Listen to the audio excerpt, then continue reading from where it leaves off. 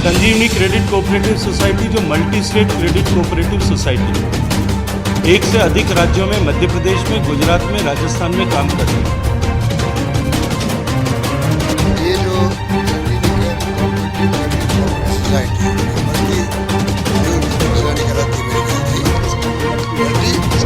Multi state.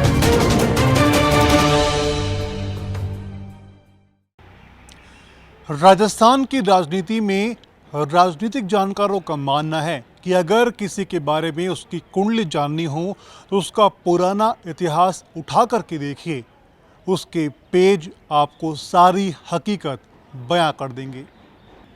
इन दिनों राजस्थान की राजनीति और उससे भी अलग गजेंद्र सिंह शेखावत और सीएम गहलोत के बीच संजीवनी क्रेडिट कोऑपरेटिव सोसाइटी के मुद्दे को लेकर के जुबानी जंग देखने को मिल रही है। हाल ही में गजेंद्र सिंह शेखावत ने जयपुर भाजपा कार्यालय में पीसी कर सीएम गहलोत के आरोपों का जवाब दिया।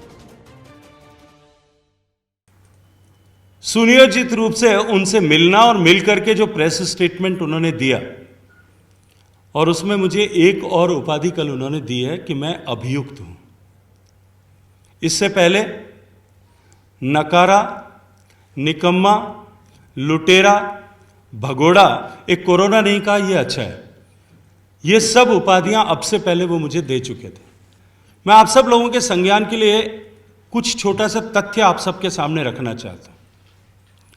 संजीवनी क्रेडिट कोऑपरेटिव सोसाइटी जो multi state credit cooperative society है, एक से अधिक राज्यों में, मध्य प्रदेश में, गुजरात में, राजस्थान में काम करती है।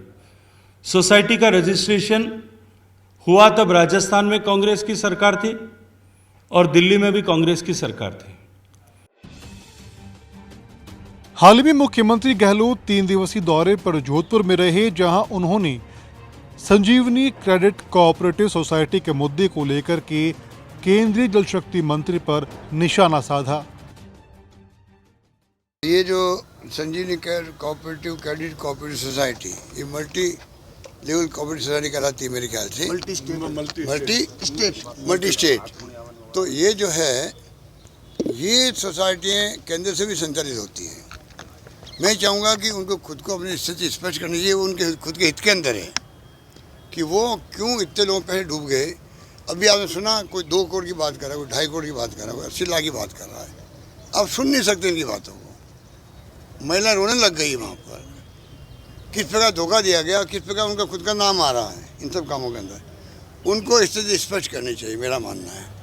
अभी उन्होंने जेड सिक्योरिटी ले ली है, क्योंकि मैं बोला वहाँ असेंबली के अंदर कि ये खुद अभियुक्त है। मुझे बताया गया कि कई अभियुक्त है इसके अंदर, कई लोग पकड़े भी गए हैं और उसमें ये भी अभियुक्त है उनके रूप में।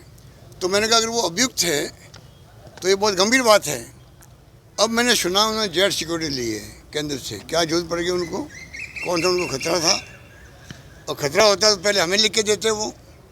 गहलोत और शेखावत के बीच में ये सियासी जंग कोई पहली बार नहीं है। इससे पहले भी गहलोत और शेखावत के बीच में कई मुद्दों पर सियासी बयानबाजी हो चुकी है। चलिए अब हम बात करेंगे कि आखिर ये पूरा मामला क्या है, क्यों और कैसे गजेंद्र सिंह शेखावत का इससे नाम जुड़ा। ये मामला है संजीवनी क्रेडिट कोऑपरेटिव सोसाइटी का। इसे राजस्थान सोसाइटी एक्ट के तहत 2008 में रजिस्टर्ड किया गया था।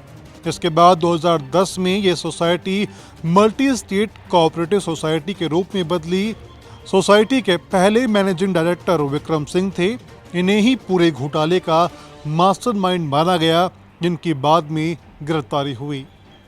राजस्थान हाई कोर्ट में दायर याचिका में बताया गया कि संजीवनी क्रेडिट कोऑपरेटिव सोसाइटी ने लोगों से भारी निवेश करवाया, निवेशकों को फर्जी रिकॉर्ड पोस्टर दिखाकर धोखे में रखा। लोगों ने जो पैसा सोसाइटी में निवेश किया वो लौटाया नहीं गया। ये पूरा घोटाला लगभग 900 करोड़ का था। संजीवनी क्रेडिट कोऑपरेटिव सोसाइटी लिमिटेड ने राजस्थान में 211 और गुजरात में 26 शहरों समेत भारत के कई अन्य राज्यों में अपनी शाखाएं खोली और करीब 2 लाख निवेशकों से 953 करोड़ रुपए से अधिक का निवेश लिया। घटना को लेकर जब कुछ निवेशकों ने शिकायत की तब मामला एसओजी के पास पहुंचा, एफआईआर दर्ज हुई और कुछ अधिकारियों को गिरफ्तार किया गया।